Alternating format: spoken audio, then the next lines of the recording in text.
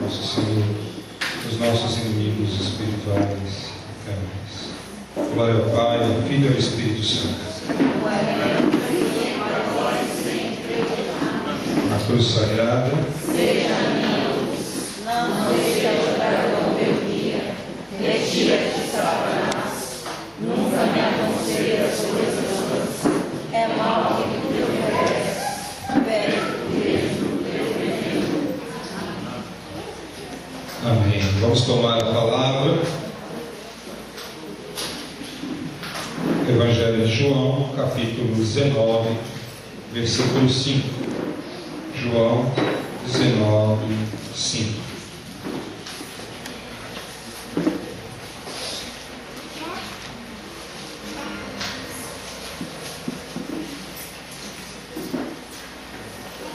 Amém? Amém.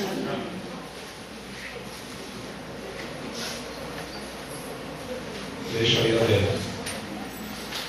Vocês sabem que a paixão de Cristo é o maior drama que a humanidade já conheceu. É um drama. Até que, se você olhar o filme de Mel Gibson, está lá na categoria dos dramas, né?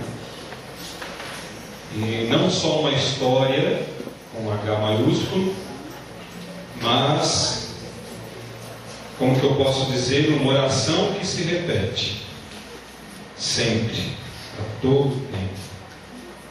Eu fico assim, estarrecido, eu não consigo entender como que as pessoas deixam passar todo este conteúdo da nossa história de salvação sem ter às vezes um mínimo de respeito ao sentimento, ou não se deixarem realmente não só comover com emoção, mas de trazer para nós uma mudança total de vida.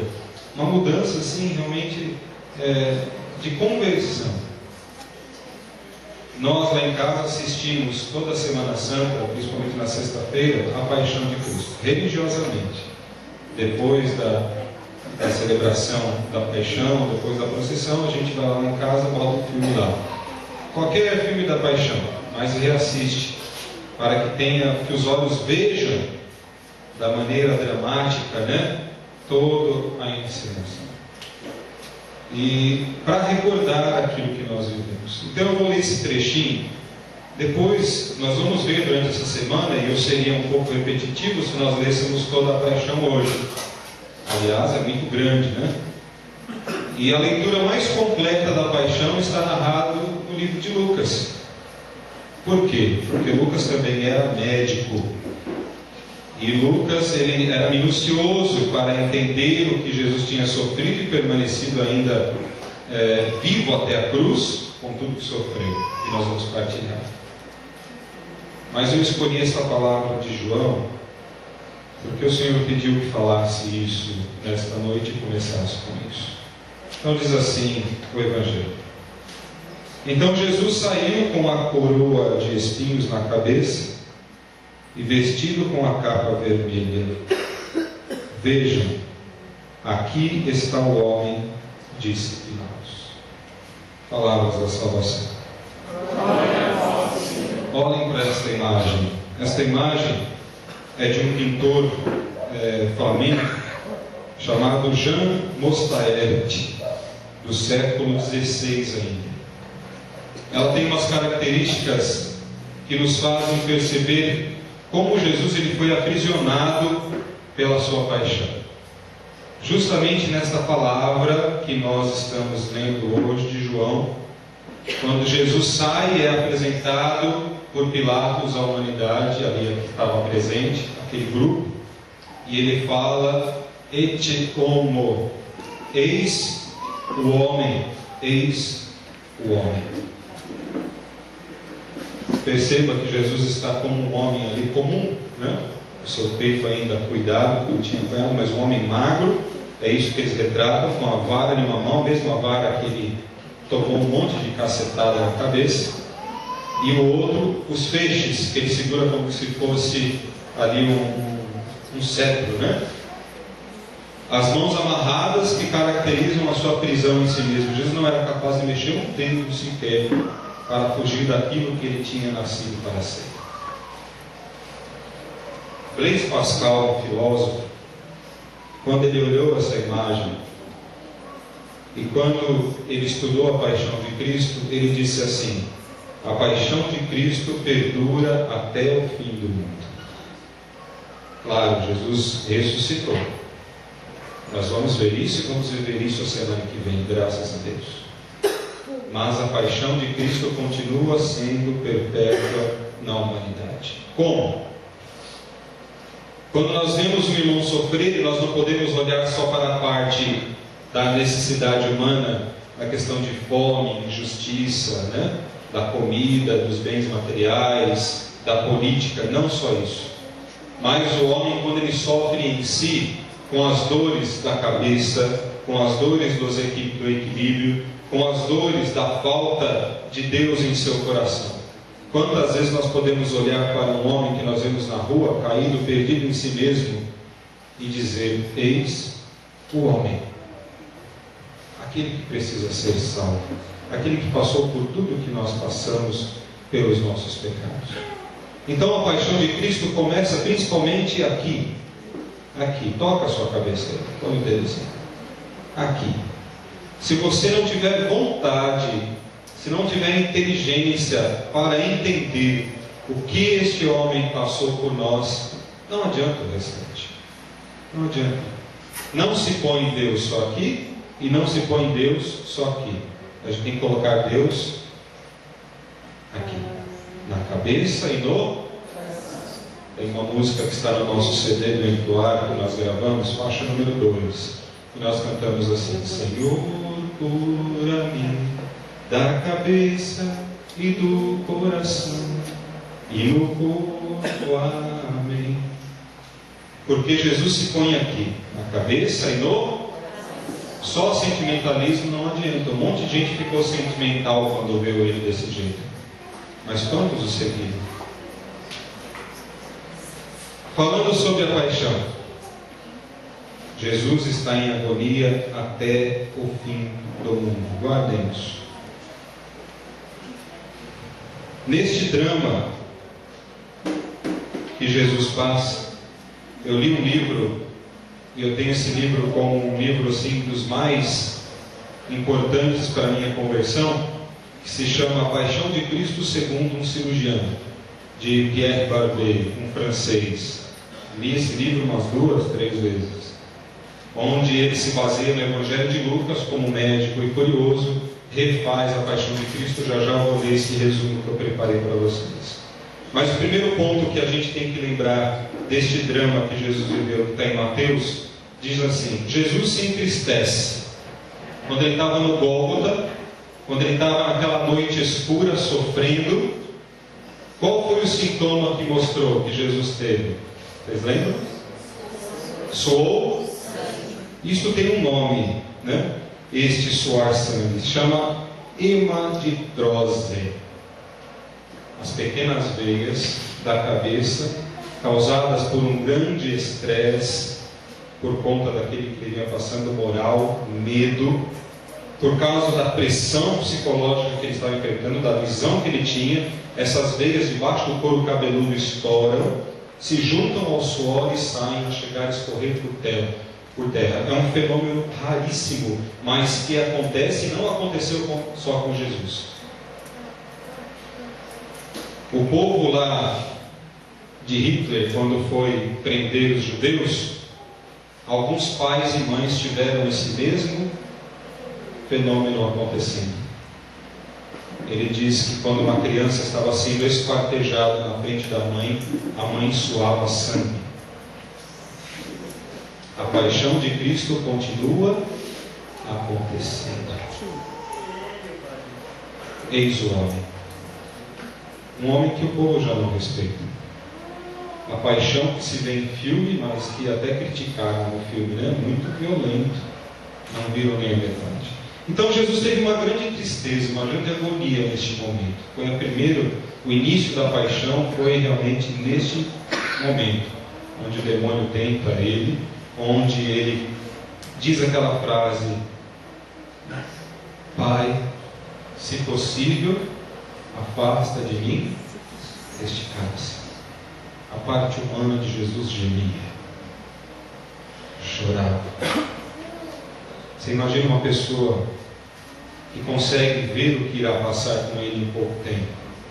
Você fica agoniado quando você vai passar por um momento de estresse, você sabe que vai ser estressante, você já não fica agoniado, dá dor de barriga, você fica inquieto, você anda de um lado para o outro, você esquece o que estava fazendo.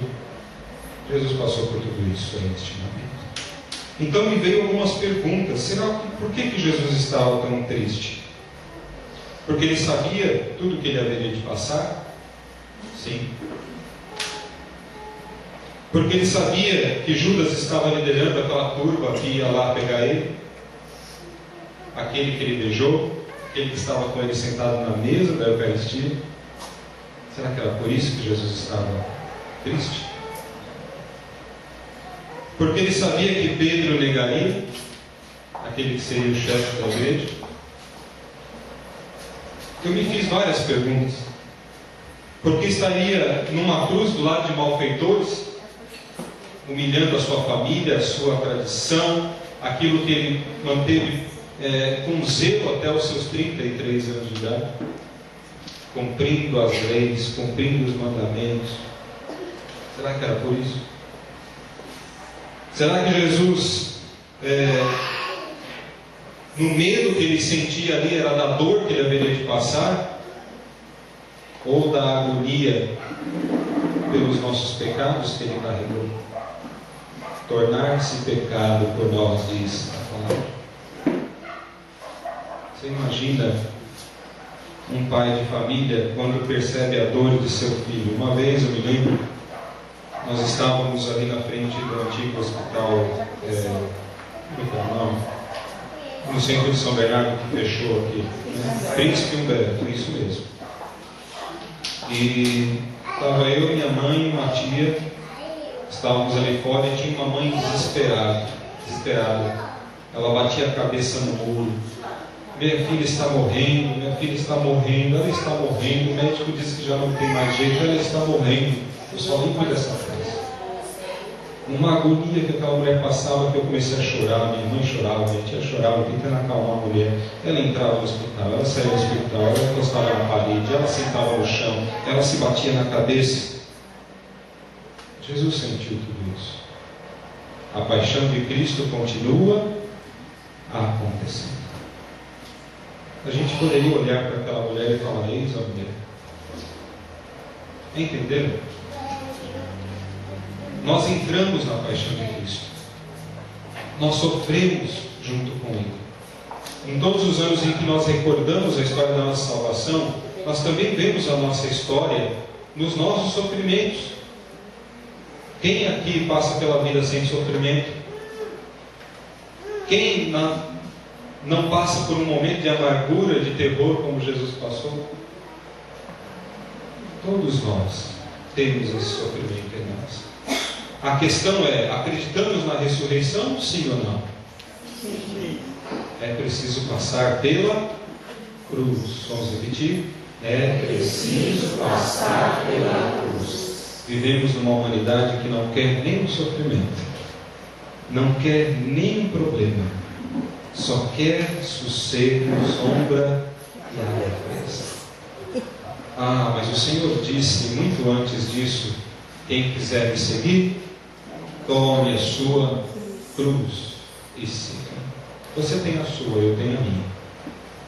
E assim nós vamos caminhando, e o Senhor muitas vezes pode olhar para nós e dizer: eis o homem, ecce homo, porque nós também carregamos a nossa paixão em Cristo. Tal tristeza de Jesus pode ser descrita de 4 formas, eu anotei. Primeiro, o aspecto temporal. A hora de beber o cálice que Jesus tinha enxergado estava para acontecer. Por isso que ele disse: Pai, se possível, afasta de mim este cálice. Jesus teve a visão clara de tudo aquilo que deveria de passar até a morte de cruz. Ele sentiu já ali no Gólgota, né, todo esta dor. Segundo aspecto, o físico: sofrimentos, medo, humilhação, as cusparadas. a dor humana da pancada, do soco, diz que Jesus levou mais de 100 bofetadas naquela noite, quando foram buscar ele depois dessa situação. Já estava soluçando, sofrendo, mas o divino o colocava de pé, a ponto de dizer: não, Pedro, coloca a sua espada na bainha, foi justamente para isso que eu vim. Não desistir. A paixão nos ensina também que nós não devemos desistir do nosso problema. Não devemos desistir da nossa dificuldade na nossa casa. Não devemos desistir quando estamos até desequilibrados. Não devemos desistir mesmo no terror da vida. Não devemos desistir. Quantas pessoas que eu vi na caminhada, que num momento de terror, e o momento de terror ele acontece num acidente, num problema da família, na morte de um familiar, acontece o medo, aquele terror humano mesmo. Quantas pessoas se desequilibram? Quantas pessoas perdem a sua característica humana? Jesus aguentou ali no seu aspecto físico. O aspecto moral, comparando ele a criminosos, colocando a sua família no mais baixo escalão daquela época, falando que ele tinha sido um desertor político, um caluniador, aquele que forma grupinhos e assim por diante. E o aspecto espiritual, ele estava carregando todos os nossos pecados. No filme do Mel Gibson tem uma cena que eu acho espetacular. Aliás, tem várias. Eu analiso a cena do filme, né? Mas uma que me deixa intrigadíssimo, que eu acho muito interessante, é a hora que o demônio cola nele e fala assim: você acha que vai aguentar carregar o pecado de todo mundo? Ah, me deu um arrepio aquela hora, porque ele aguentou. Ele aguentou, gente. Se nós estamos aqui, se você está aí olhando para mim, é porque ele aguentou. Eu me emociono, porque a paixão de Cristo é o drama da minha vida e da sua. Esta Semana Santa não pode ser igual a todas as outras que você viveu. Amém, povo de Deus? Amém. Nós precisamos ser católicos que vivem a paixão, morte e ressurreição de nosso Senhor Jesus Cristo. Com toda emoção, com toda a prática religiosa, com toda a fé que nós temos no Cristo que ressuscita e nos salva. Segundo ponto do drama, a solidão. Não existe dor maior para um homem do que se sentir só, abandonado. Judas abandonou, traiu. Pedro abandonou, negou. A ponto de Jesus ter que ouvir: aonde estão aqueles que estavam contigo? Ó, todo mundo deu no pé. Faça as contas. Quantos discípulos Jesus tinha, os apóstolos? Quantos discípulos ele mandou em missão? 72, faz as contas, né? Quantos que ele entregou os pães e os peixes? Mais de? Onde estava todo mundo? Solidão. Uma grande agonia de Cristo que poucos percebem. Você já se sentiu só? Sim ou não? Sim. É ruim? Sofrer com alguém é mais fácil ou mais difícil? Mais fácil. Jesus se sentiu só, a ponto de soltar uma frase que muitas vezes nós não entendemos na palavra: meu Deus, por que me abandonaste? A parte humana de Jesus gemia, achava que estava só. Então a solidão é um dos maiores terrores do homem.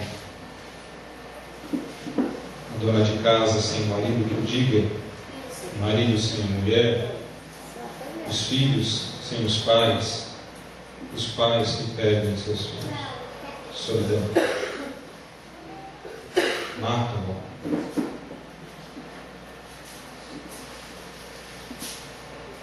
E é engraçado que quando eu pensava na solidão de Jesus, nós não conseguimos entender ela, porque naquela época os homens tinham muito mais contato, a prática religiosa, seja qual for da época, o judaísmo, ou os próprios sacerdotes, eles tinham contato, eles se encontravam direto no templo, né? Eles se encontravam para os seus rituais, porque naquela época eles não tinham concorrência, né?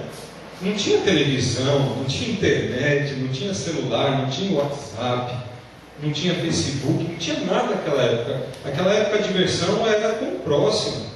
Então se sentir só naquela época tem uma conotação totalmente diferente da de hoje, vocês estão entendendo? Naquela época, o estar junto com outra pessoa era muito valoroso. Um terceiro ponto é a acusação. Prendem Jesus, o acusam de sedição política, acusam ele de blasfêmia, um homem que sempre seguiu a religião, foi um judeu exemplar, seguiu as normas, estudou a palavra, estudou lá todas as leis, a ponto de dar aula lá no templo para os sacerdotes, e foi acusado. Você já foi acusado, sim ou não? Não sentiu firmeza. Já te acusaram de alguma coisa? Sim. Olha, Jesus também, né? E vejam, Pilatos tentou livrar Jesus 4 vezes, né? Primeiro ele transferiu para Herodes, depois ele tentou soltar Jesus, depois ele fez com que comparassem com Barrabás, colocou um pior que Jesus para tentar soltar, não conseguiu, e depois ele lavou as mãos 4 vezes. Pilatos tentou soltar Jesus, mas Jesus não desistiu da paixão. Por fim, eu gostaria de ler o resumo que eu preparei, porque minha cabeça não funcionaria em dizer tantos detalhes. Eu vou ler e dando umas paradas, mas preste atenção no que esse médico retratou da paixão, para que você viva bem a paixão de Cristo essa semana. Sou um cirurgião e dou aulas há muito tempo. Por 13 anos vivi em companhia de cadáveres, e durante a minha vida e carreira estudei anatomia a fundo. Posso, portanto, escrever sem presunção nenhuma a respeito de morte como aquela que Jesus passou, e se entregou em agonia no Getsemane até a cruz, onde o seu suor, naquela noite, tornou-se como gotas de sangue e escorria até a terra. Médico falando. O único evangelista que retrata o fato é Lucas, e faz com precisão de um clínico. O suar sangue, hematitrose, é um fenômeno raríssimo, produzido em condições excepcionais. Para provocar essa situação é necessário fraqueza física, acompanhada de um abatimento moral violento, causado por uma profunda emoção e por muito medo. O terror, o susto, a angústia terrível de sentir-se carregando todos os pecados dos homens deve ter esmagado Jesus. Tal tensão extrema produz o rompimento das finíssimas veias capilares que estão sobre as glândulas sudoríparas, e o sangue se mistura ao suor e concentra-se sobre a pele, e então sai e escorre por todo o corpo.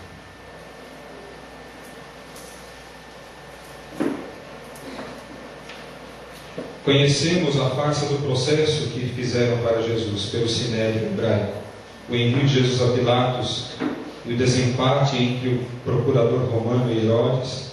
Pilatos cede e então ordena a flagelação de Jesus.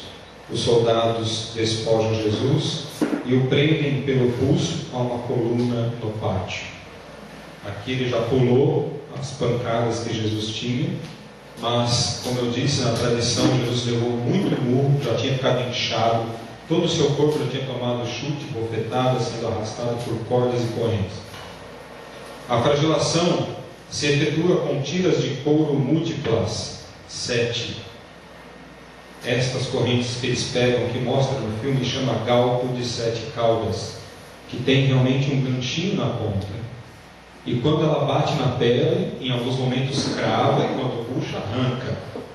Como se faz com a unha quando você pega, né? É claro que o filme tem uma dramatização maior, mas foi justamente daquela forma. sobre as quais são fixadas bolinhas de chumbo e pequenos ossos. Os carrascos devem ter sido 2, um de cada lado, e de diferente estatura.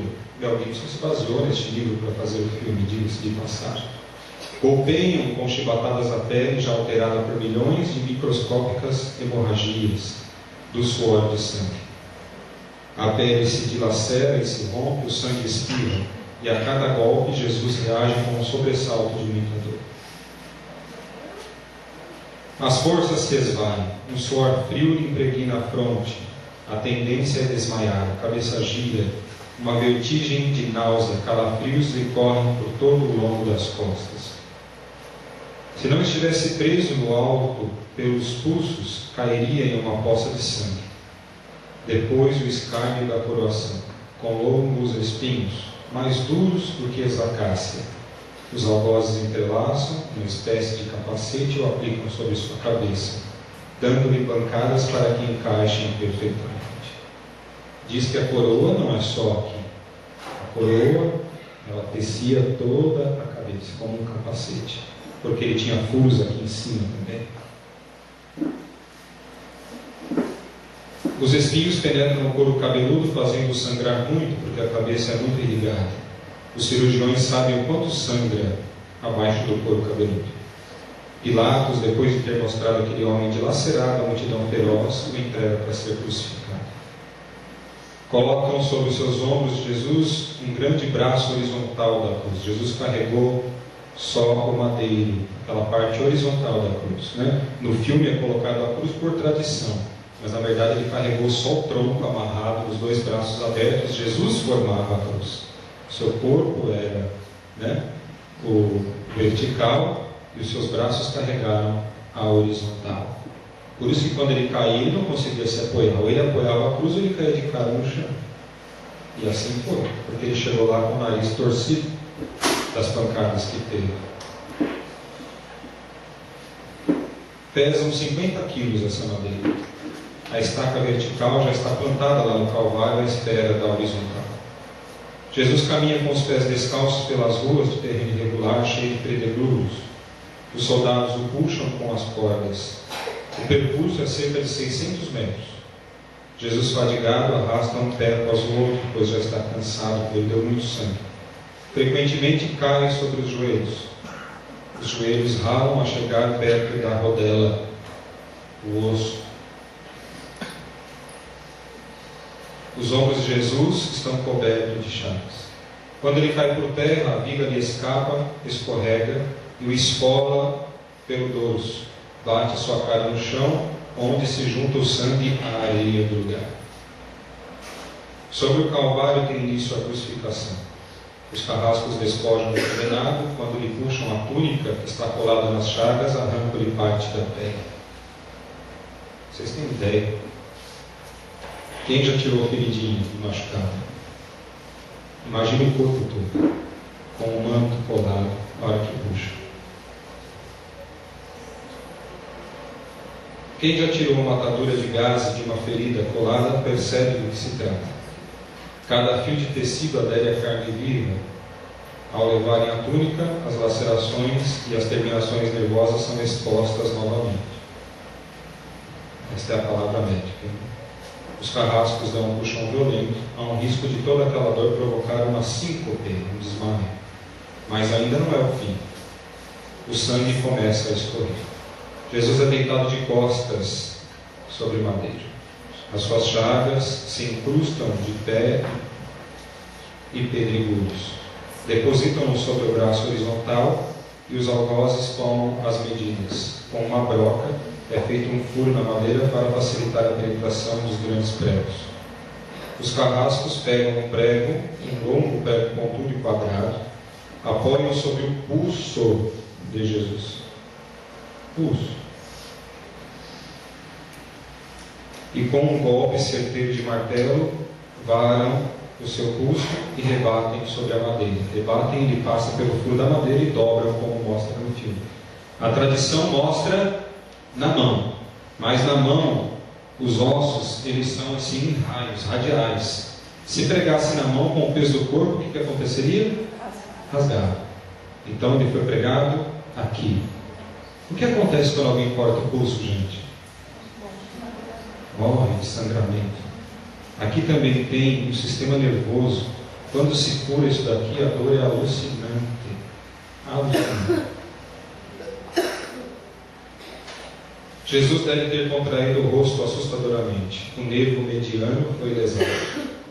Pode-se imaginar aquilo que Jesus deve ter provado. Uma dor lancinante, agudíssima, que se difundiu pelos dedos e espalhou-se pelos ombros até o braço, travando, atingindo até mesmo o cérebro. A dor mais insuportável que um homem pode provar, ou seja, aquela produzida pela lesão dos grandes troncos nervosos, que é este. Provoca uma síncope e lhe faz perder a consciência, por isso que ele dá uns apagão. Mas recobra porque eles chacoalham Jesus e o acordam. Né? Em Jesus não. O nervo é destruído só em parte. Até nisso eles foram certeiros. A lesão do tronco nervoso permanece em contato com o prego, dando-lhe choques no corpo. Quando o corpo for suspenso na cruz, o nervo se esticará fortemente, como uma corda de violino, aqui este nervo, sobre a caverna. A cada solavanco, a cada movimento, vibrará, despertando dores dilacerantes, um suplício que durará por 3 horas. O carrasco e seu ajudante empunham a extremidade da trava e levam Jesus, encaixando-o primeiro sentado e depois em pé, erguendo e colocando-o sobre o mastro, e encostam na trava vertical. Depois rapidamente o encaixam pela horizontal na estaca vertical. Os ombros da vítima esfregam dolorosamente sobre a madeira áspera.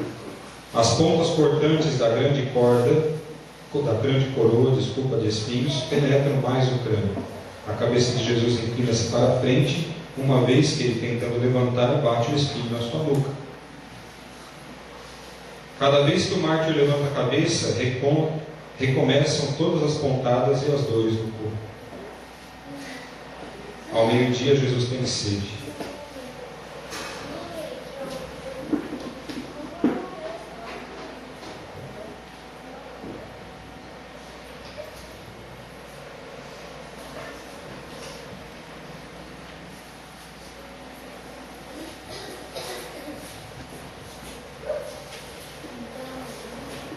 Não bebeu desde a tarde.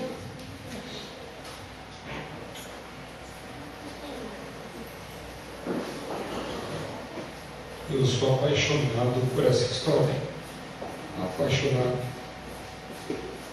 Nada me comove e nada me motiva mais a continuar do que a explicação de Cristo. Perdoem a emoção.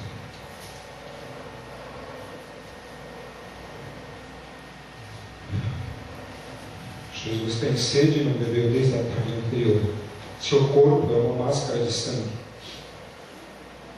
A boca está semi-aberta e o lábio inferior começa a pender. Ele começa até babar. A garganta seca lhe queima, mas ele não pode engolir, porque engolir faz com que doa mais. Tem sede, mas não pode pôr uma gota de água sequer na boca. Um soldado lhe estende sobre a ponta uma vara, uma esponja de bebida ácida, que era uso comum dos militares. Tudo isso é uma tortura, porque o vinagre, junto com essa substância, faz-lhe arder todas as chagas. Os músculos dos braços se enrijecem e uma contração vai se acentuando. Os bíceps esticados, levantados, os dedos se curvam. A alma começa a se atrofiar de dor. É como acontece com alguém ferido de tétano, por exemplo, compara o médico. O ar entra em sibilo, é uma situação, mas não consegue sair. Jesus tenta respirar com o ápice dos pulmões, mas estes começam a colar. Como um asmático em plena crise, não consegue mais voltar à respiração. Seu rosto pálido em pouco se torna vermelho, depois se transforma num violeta roxo, parecendo que entra em estado de morte. Jesus é envolvido pela asfixia. Os pulmões cheios de ar já não podem esvaziar-se mais, porque não tem força no peito. A fronte está impregnada de suor, os olhos saem da órbita, ficam expulsos do rosto. Mas o que acontece? Lentamente, com um esforço sobre-humano, que é o divino, Jesus toma um ponto de apoio sobre os pés, que estão no pré. Ele não teve o sopedâneo, aquele pauzinho que tem debaixo dos pés, não existe. O pé foi dobrado, colado na cruz. Ele se apoia nesse prego para se levantar e conseguir respirar. Esforça-se com pequenos golpes, aliviando a tração dos braços. Os músculos do tórax se distendem, a dor é insuportável, mas ele precisa fazer isso para respirar. A respiração vai se tornando ampla e profunda e devagar. Os pulmões se esvaziam e o rosto recupera a palidez. Por que o esforço? Porque Jesus quer falar ainda mais uma vez: Pai, perdoa-lhes, porque eles não sabem o que fazem. Olha o sacrifício deste homem para conseguir dizer ainda mais uma frase. Um dia, quem sabe, a gente traz as 7 frases de Jesus, né? Isto é inimaginável, diz o médico. Atraídas pelo sangue que ainda escorre e é coagulado, foram encontrados vestígios de moscas que se uniam ao redor do seu corpo, mas ele não podia enxotá-las. O incômodo até por elas era assustador. Pouco depois o céu escurece, o sol se esconde e de repente a temperatura diminui. Logo serão 3 da tarde. E depois de uma tortura que durava 3 horas, todas as suas dores, a sede, as câimbras, a asfixia, o latejar dos nervos medianos lhe arrancam o lamento. Meu Deus, por que me abandonastes? Jesus grita: tudo está consumado. Em seguida, num grande brado, diz: Pai, em tuas mãos entrego o meu espírito. O tórax já não funciona mais, os pulmões se colam e Jesus morre por asfixia.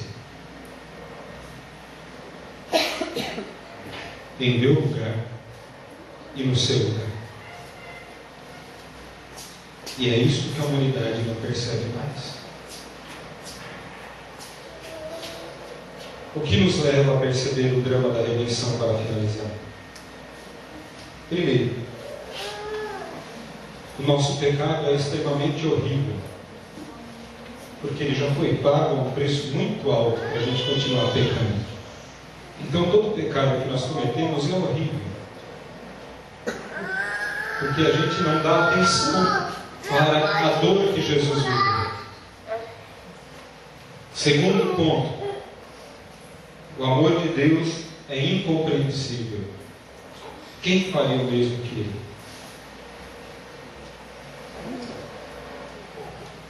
Terceiro ponto, aquele que rejeita esta graça da ressurreição terá um juízo horrível. Aqueles que não ressuscitam com Cristo terão um juízo horrível, porque todo o preço que foi pago foi desmerecido por este. E eu pergunto para vocês, emocionados: como não amar um homem assim? Como não respeitar? Como não dar a devida atenção a uma semana que a igreja faz questão de recordar? Como não cultuar a paixão de Cristo? E por fim, como não ressuscitar com Ele? Irmãos, eu quero ir para o céu. Eu quero ressuscitar com a minha família para ver a glória de Deus. E eu quero, junto comigo, levar o máximo de gente possível. Quem topa comigo? Glória a Deus. Nós vamos, nesse momento, nos apresentar a Jesus crucificado. Nesta cruz, que é só um sinal, mas que nós temos como história da nossa salvação, quero convidar a gente a fazer um ato concreto, de que nós vamos viver durante essa semana, iniciando amanhã com o Domingo de Ramos. Dia de missa, dia de procissão penitencial, dia de receber Jesus em Jerusalém, para começar bem a Semana Santa. Depois você tem segunda, terça, quarta-feira para se confessar, contar os seus horríveis pecados, para chegar na Semana Santa ressurreto com Cristo.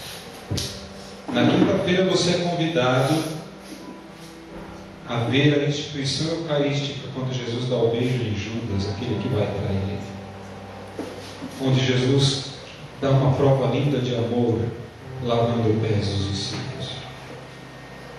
Na sexta-feira nós veremos essa história de novo, viveremos com toda a assembleia na igreja, no templo. Recordaremos a história da salvação por completo no Evangelho. Adoraremos a Jesus. Depois nós temos a procissão do Cristo morto, onde alguns irmãos separados, os evangélicos, protestantes, rindo de nós, como riram também de Jesus lá. Não tem problema. Nós não estamos cultuando o Cristo morto, nós estamos relembrando a história da minha salvação. É diferente. Meu Jesus está vivo, mas ele teve que passar por aqui. No sábado, nós celebramos o final do tríduo, onde nós temos a missa do Aleluia, onde Jesus ressuscita no glória, onde se começa a vigília de toda a ressurreição, e a missa começa no sábado e vai finalizar lá no domingo, no dia da Páscoa, com a ressurreição da manhã do Cristo, onde nós vemos que Jesus já não está morto, já não está no túmulo. Eu me lembro no cinema, eu fui assistir 3 vezes seguidas esse filme do Mel Gibson, quando lançou. E numa das vezes nós estávamos lá, quando ficou aquela escuridão da morte, uma pessoa muito emocionada começou a gritar bem alto no cinema: ele está vivo, ele está vivo. E mostra aquela pedra se arrastando sozinha, Jesus levantando com seu corpo glorioso, as suas chagas, para mostrar que a ressurreição estava para nós. Olha só, neste domingo de Páscoa, não é um dia de ovo, não é um dia de chocolate, mas é um dia de que nós podemos olhar para o céu e falar: obrigado, Jesus, porque eu vou estar lá.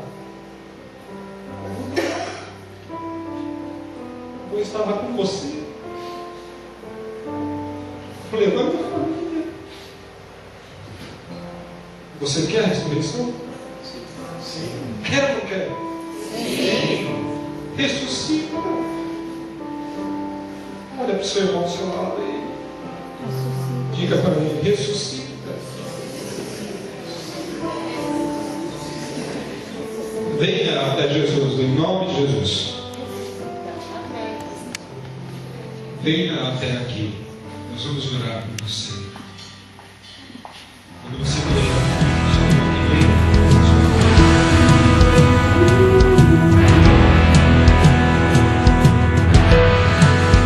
sim, eu vou